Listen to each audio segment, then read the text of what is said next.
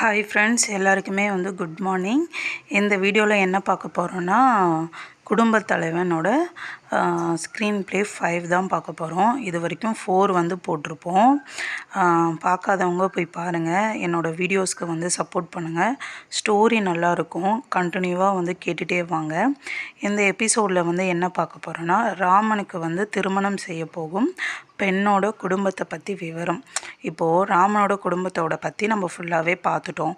இப்போ அந்த பொண்ணோட குடும்பத்தை பற்றி நம்ம இப்போ பார்க்க போகிறோம்.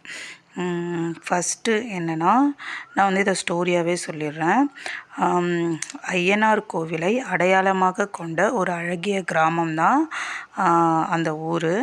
இதில் மணியப்பன் உமையம்மாள் என்ற தம்பதிகள் வசித்து வராங்க. இவங்களுக்கு மொத்தம் 4 ஆண் பிள்ளை 5 பெண் பிள்ளை. அதில் 3 ஆண் பிள்ளைகள் 3 ஆண் பிள்ளையும் 1 பெண் பிள்ளையும் இறந்து தற்போது இப்போதைக்கு எத்தனை பேர் இருக்காங்கன்னா 5 பிள்ளைங்க தான் இருக்காங்க. மணியப்பன் பெண் பிள்ளைகளை படிக்க வைக்க வசதி இல்லாமல் தன்னோட ஒரே ஒரு மகனான வேலுவன் மட்டும் படிக்க வச்சார். மூத்த பொண்ணை பட்டினத்திலே திருமணம் செய்து முடிச்சு விட்டுட்டாரு. ஏன்னா அவர் அங்கே தான் வேலை செய்கிறாரு. குடும்ப நெருக்கடியால் இப்போது அடுத்தடுத்து உள்ள பெண்களுக்கு திருமணம் செய்ய விருப்பமும் அவருக்கு கிடையாது. மணியப்பன் பட்டினத்தில் வேலை செய்கிறாரு. லீவுக்கு மட்டும் வீட்டுக்கு வருவார். தன்னோட வீட்டுக்கு வருவார்.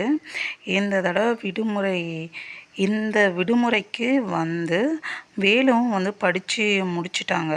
ஸோ தன்னுடைய கம்பெனிக்கே வேலை செய்ய வேலு கூப்பிட்றாரு அவர். அப்போது சாப்பாடுக்கெலாம் என்ன செய்வீங்க, நீங்கள் அட்ஜஸ்ட் பண்ணிப்பீங்க அப்படி இது உமையம்மாள் கேட்குறாங்க. அங்கே போய் சாப்பாடுக்கு என்ன பண்ணுவீங்க, நீங்கள் கம்பெனியில் சாப்பிட்ருவீங்க, தம்பி அப்படி சாப்பிட மாட்டான், ஏன்னா டைமிங்ஸ் செட் ஆகாது அப்படின்னு சொல்லிட்டு 2வது பொண்ணு இருக்காங்கல்ல, அந்த பொண்ணை கூடையே பட்டினத்துக்கு கூட்டிட்டு போங்கன்னு சொல்கிறாங்க அம்மா. அப்புறமேட்டா எல்லாரோட சம்மதத்தோட வேலு, அப்பா, அக்கா அனைவரும் பட்டினத்துக்கு போகிறாங்க. அங்கே ஒரு வாடகை வீடு எடுத்து இருப்பாங்க.